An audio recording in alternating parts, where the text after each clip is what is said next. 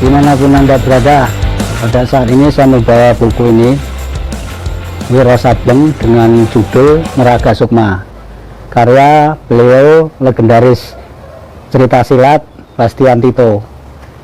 Beliau ini, kalau saya amati dari semua buku yang pernah kita baca, beliau mengetahui beberapa banyak tempat di Indonesia ini, dari Sulawesi, Sumatera. Kalau di Pulau Jawa sudah tidak terhitung lagi, di mana tempat-tempat tersebut selalu dimasukkan ke dalam karya-karya beliau.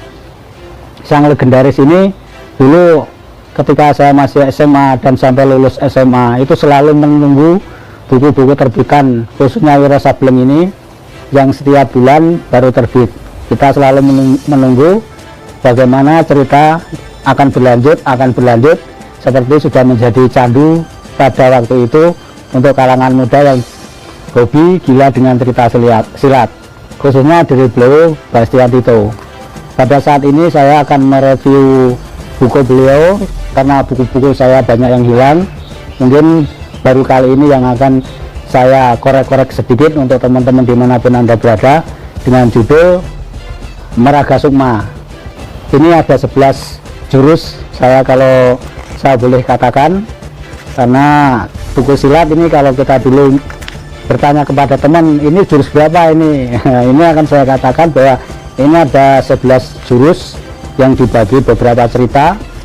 Ini jurus 1 kalau kita dulu bilang, dan sampai jurus ke-11, dan ini akan berlanjut kepada buku selanjutnya.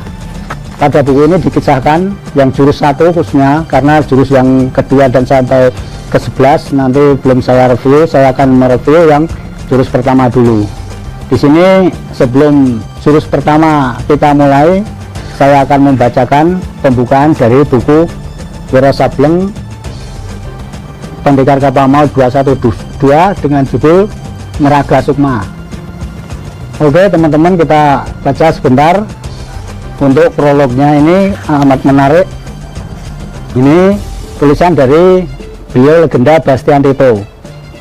Tiba-tiba secara aneh tempat tidur besar itu bergerak meluncur mendekati Wiro.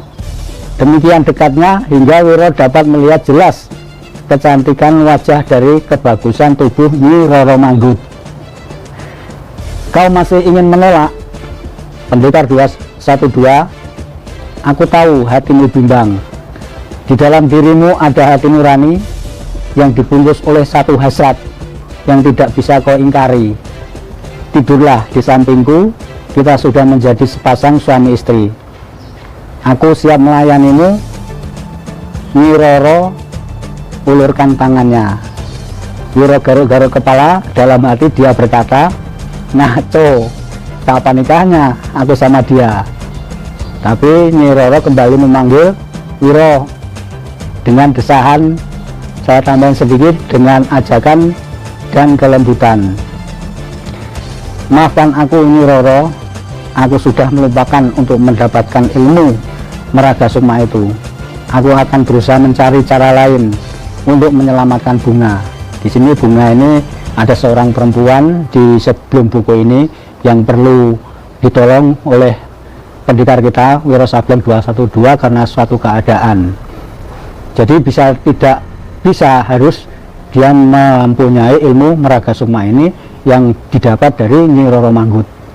Tapi Nyi Roro Manggut mengajak si Wiro sebelum mengasihkan ilmunya itu untuk berdua-duaan. Tapi karena jiwa pendekar dan kejujuran hatinya pendekar Wiro Sableng, dia menolak dengan halus bahwa dia lebih baik dia cari sesuatu yang lain, ilmu yang lain dengan cara yang lain daripada harus melakukan perbuatan-perbuatan yang tidak semestinya. Nyi Roro Manggut turun dari tempat tidur, berdiri di hadapan Wiro dan pegang pundak si pemuda dengan kedua tangannya. Tiba-tiba Nyi Roro Manggut dekatkan mulutnya ke wajah sang pendekar. Demikian pembukaan dari buku Meraga Sukma yang saya pegang ini, dari karya beliau sang legenda cerita silat Bastian Tito. Saya lanjutkan. Pada jurus yang pertama ini diceritakan bahwa Jatilegowo, Adipati Salatiga, itu melarikan diri dari Sulawesi. Di sana dia berguru kepada kakek Sarontang, yang kakek Sarontang tersebut ternyata hobinya menyukai sesama jenis, khususnya untuk yang muda-muda untuk menambah kesaktian ilmunya. Karena satu hal dan karena nafsu, ya karena memang sifatnya mungkin sifat begal dari Jatilegowo ini, meskipun dia adipati, ketika dia melarikan diri karena suatu kasus sampai ke Sulawesi, dia berguru kepada kakek Sarontang ini. Tapi setelah tahu apa yang dia maksud dan dia dapatkan, kemudian dia melarikan diri dari kakek Sarontang. Dia melarikan diri dengan mencuri sebuah senjata hebat dari kakek Sarontang, yaitu keris atau badik. Itu sebuah badik, senjata punya kakek Sarontang. Yaitu dengan sendirinya kakek Sarontang tidak terima kalau senjata pusakanya ini dibawa lari oleh Jatilegowo. Dicarinya Jatilegowo ini sampai ke tanah Jawa. Badik apakah itu namanya? Itu adalah badik yang amat mengerikan, yang diberi nama badik sumpah darah.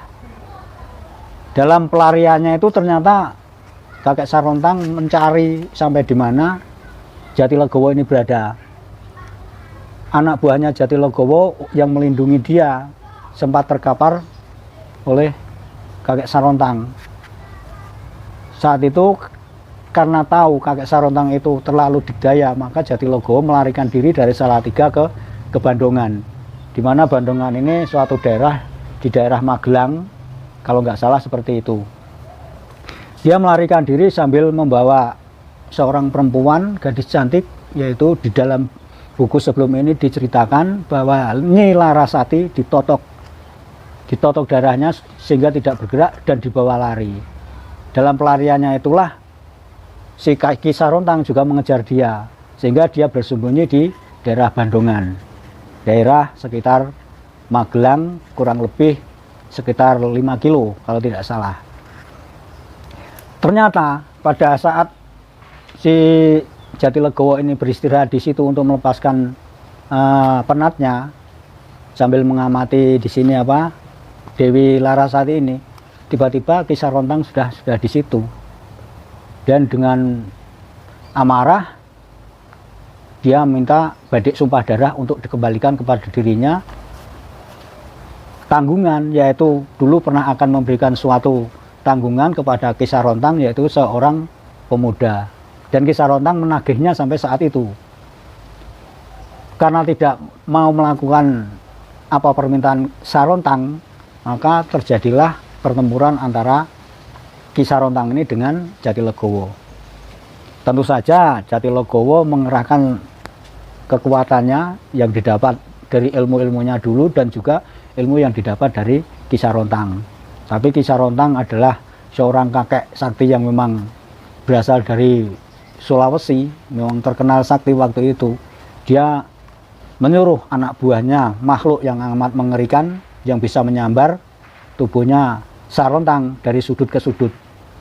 Sehingga pada suatu kesempatan Sarontang terjepit dan mendapat sambaran dari kuku-kuku makhluk yang diperintahkan oleh Ki Sarontang itu.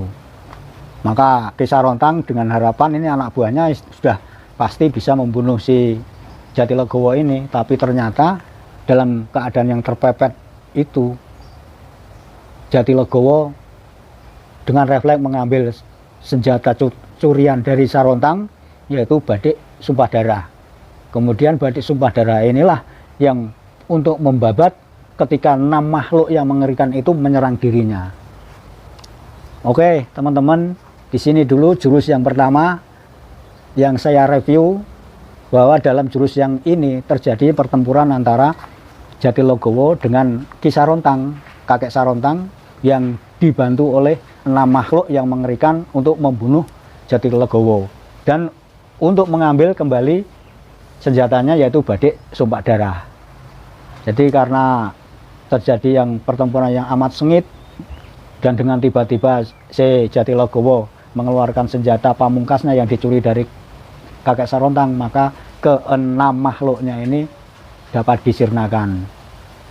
Senjata itu kalau diacungkan ke atas, maka langit yang tadi terang menjadi gelap gulita, dan terjadi suara menggelagar yang tidak terkira-kira, amat mengerikan dalam suasana pertempuran pada zaman itu. Oke teman-teman, jurus pertama sudah kita lewati, kita tunggu jurus yang akan datang. Semoga teman-teman di Indonesia yang gemar atau cinta dengan cerita silat zaman lampau, khususnya dari legenda kita Bastian Tito, tetap akan mengikuti review-review kita selanjutnya. Kurang lebihnya saya minta maaf. Kita bisa ketemu lagi pada jurus yang kedua dalam serial Wiro Sableng Pendekar Kapak Maut 212 dalam judul Meraga Sukma. Oke, sampai jumpa.